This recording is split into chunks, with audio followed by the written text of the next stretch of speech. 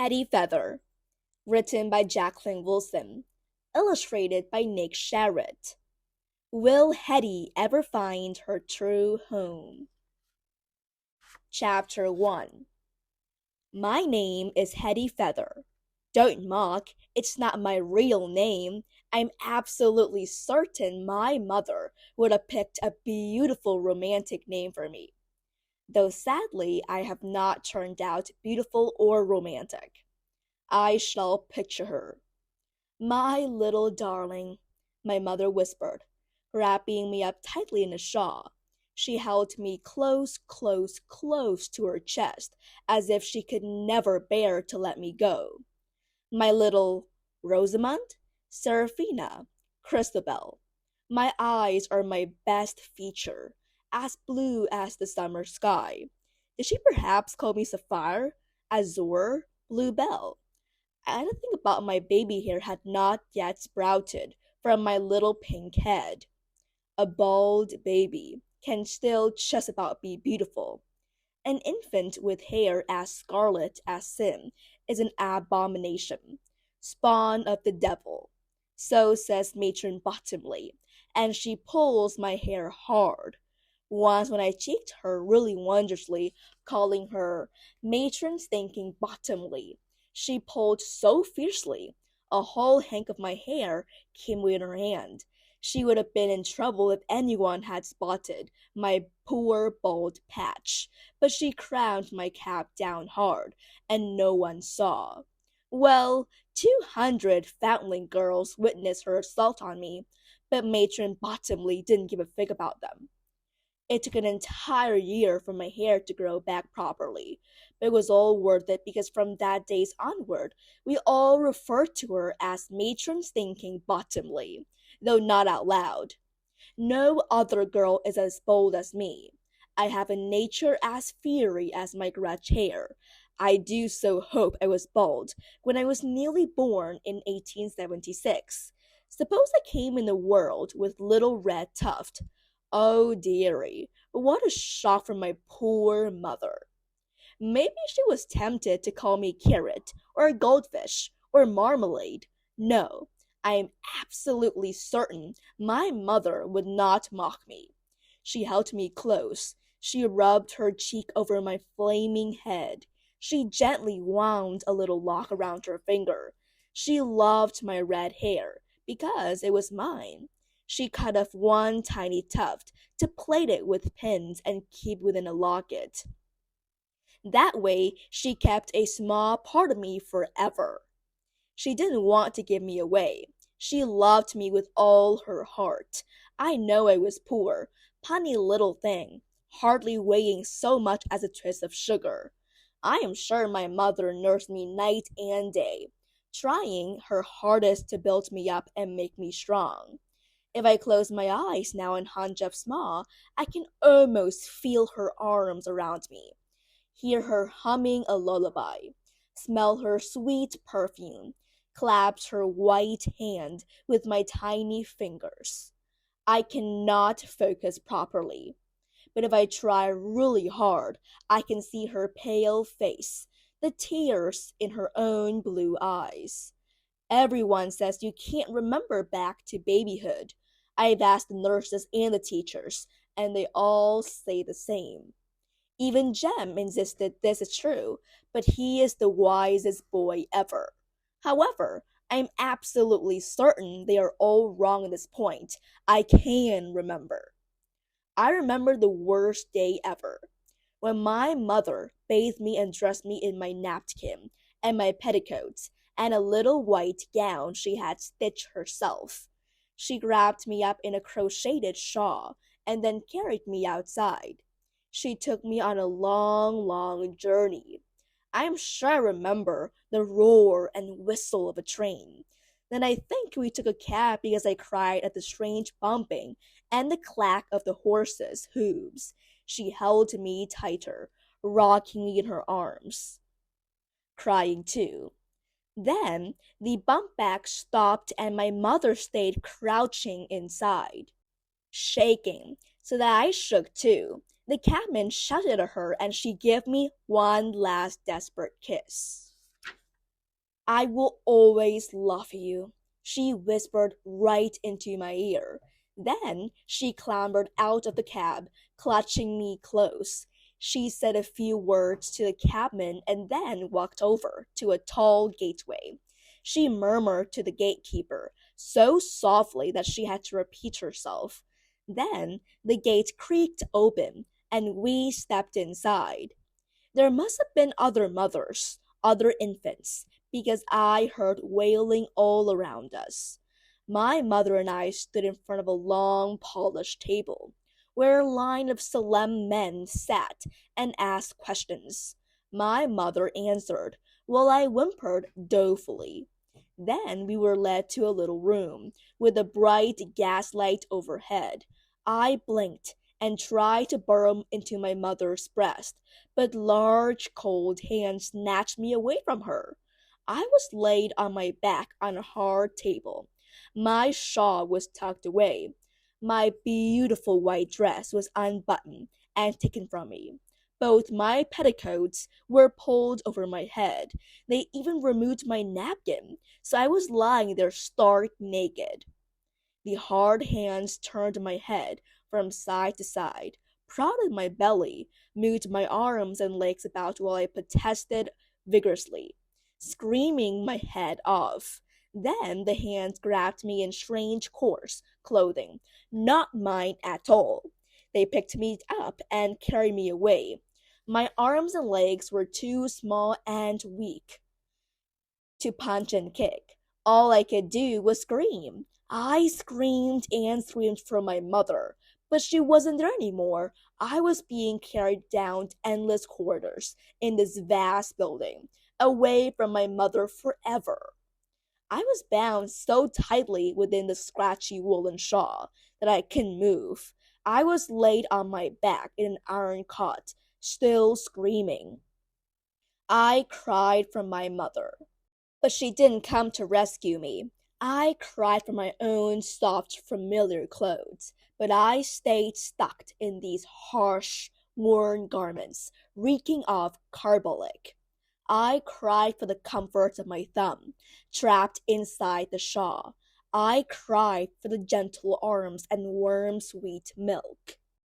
Now, what a terrible noise! You're disturbing all the other babies. What are you crying for, said one of the nurses, picking me up.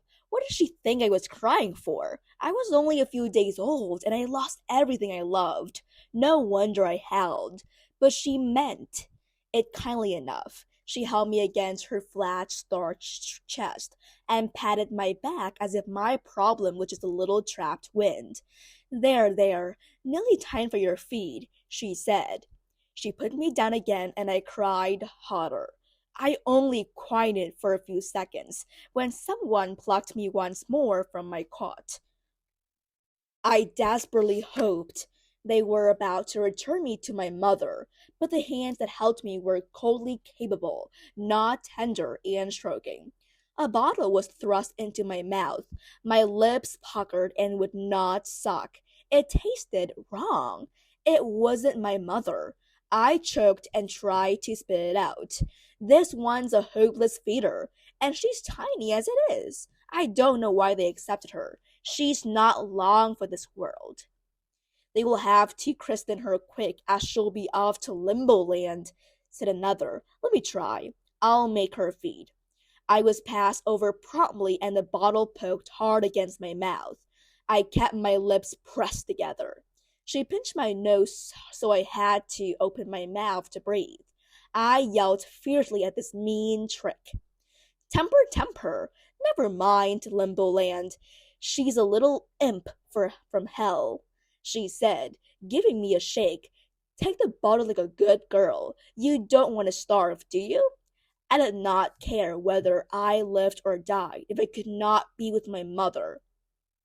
I cried all day until my throat was raw and shook all over. There was no use. She still didn't come. There were other babies crying too, though not as loudly as and instantly as me. I couldn't see them and it was stuck on my back, but I could hear them. I heard their sucking and sighing after the hateful hands. and had lifted them from their cots. "Won't you feed too, a poor little lamb?" This was a gentle voice, with smaller, softer hands.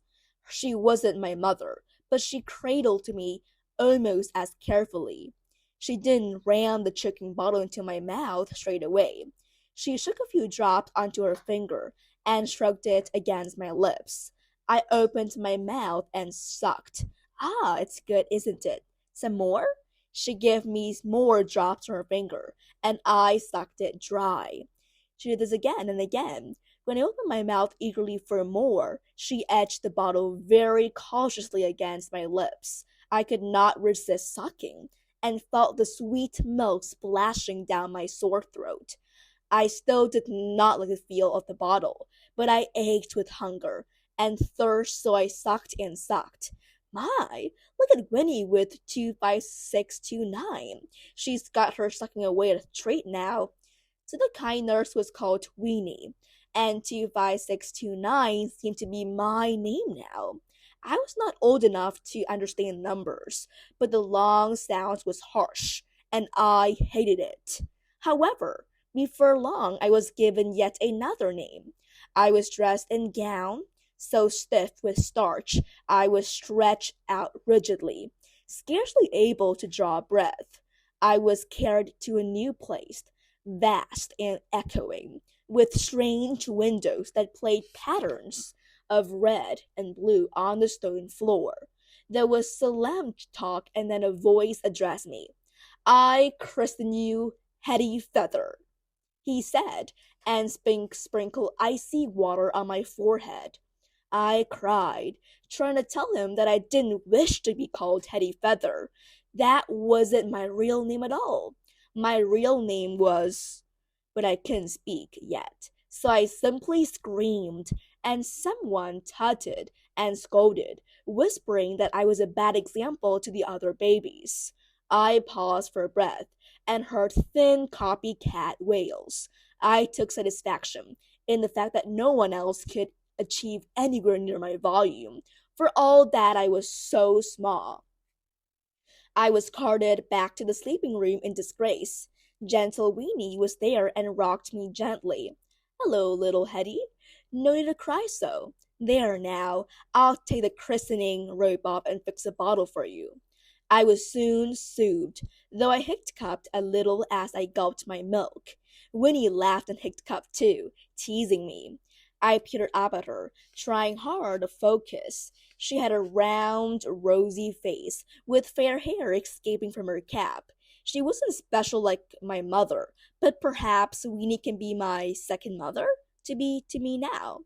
I was too small even to smile, but I fixed my blue eyes on her. She looked back, doing all the smiling for both of us.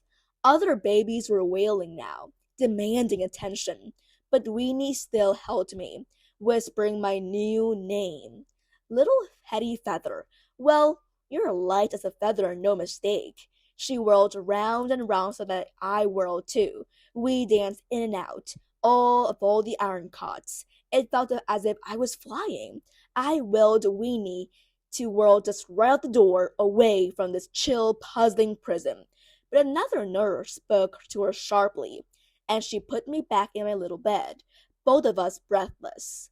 I did not cry for my mother that night. I still thought of her longingly, but I consoled myself with the thought that I see Weenie in the morning, and every morning after that. I could have been wrong. The next day, new hands fed me, bathed me, and then dressed me in my uncomfortable clothes. The shawl was wound extra tightly and knotted at the ends, so that I resembled a small woolen parcel. And like a parcel, I was picked up, carried along corridors, taken outside the huge door, and posted into a waiting cab. I was stuffed into a large basket, padded with rags. I lay there, too stunned to even scream. What was happening to me now? I wanted Weenie. I wanted my mother. My heart started beating so fast it nearly burst through my shawl. Were they taking me back to my mother? The cab door opened again. I heard an infant wail, so sad, so scared. My mouth was shut, so it couldn't be me. The cries grew frantic as another child was crammed into the basket beside me. I let out a little wail myself, and the other crying stopped in surprise. Then it stirred up again, and I started too. We drew breath at the same time, so we were crying in unison. Then I stopped, and the other babe stopped too. It was as if we were talking to each other. Hello, I'm here too, and I'm just as anxious as you are. Where are they taking us? I know, I want to take them back to my mother. I want mine too. Well, at least we have each other. Our hands were trapped in our swollen shawl, but it was as if we were reaching out and clasping each other. The cab jerked and the horse's hooves clacked, and I remembered my own mother so painfully. Then we stopped and the door opened, and fellow basket baby and I blinked in the sudden light. Someone took us up out of the cab, swinging us along into a vast, roaring, smoky hall. This brought back memories too. I now know that we were at a vast London station.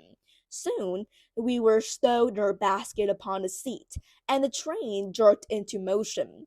The other baby and I cried lustily, but the steady chug and whirl of the wheel beneath us grew soothing, and soon we both slept.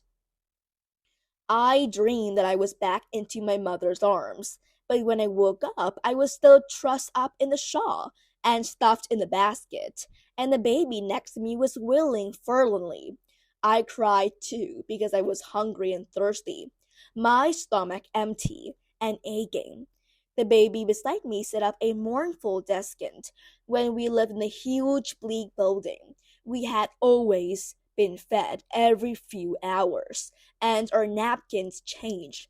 I was now wet and sore, my shawl damp and reeking, so we cried and cried, and then slept some more out of sheer exhaustion.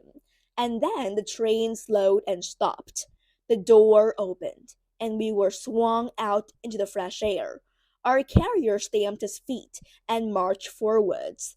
There was a clamor of voices, with a softer county burr. The basket rocked as hands reached in, lifting out my baby neighbor. This here is Master Gideon Smead, fresh from the Foundling Hospital. I heard laughing and cooing and clapping. I was left in the basket by myself. I screamed, and more hands came back for me. No chance of forgetting this one, Miss Hetty Feather. I'm not sure you'll want her, missus. She might be little, but she's a shocker for screaming. She's been squealing like a little pig ever since we left London. Oh well, it shows she's got a spirit, said a voice. Let's have a squint at her then. I was placed in strong arms, my face pressed against a very large, soft chest. I snuggled against her. She smelled of strange new things, lard and cabbage and potatoes, but she also smelled of sweet milk. I opened my lips eagerly, and I heard laughter all around. There, she's smelling at you, mother. She's taken to you already. I was stunned. This was not my real mother. Was she a new mother? She held me in one arm, my basket baby brother in the other. Her large hands held us safe as she walked out of her station, children clamoring about her. I dare say you'll do a good job with them, missus. You bring on the screeny one something wonderful, said the basket carrier.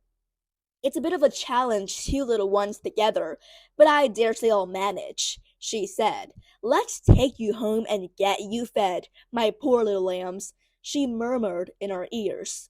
We had a home. We had a mother. We were safe. We never had to go back to the great chill baby hospital again. Don't mock, I said. I was only a few weeks old. I didn't know any better.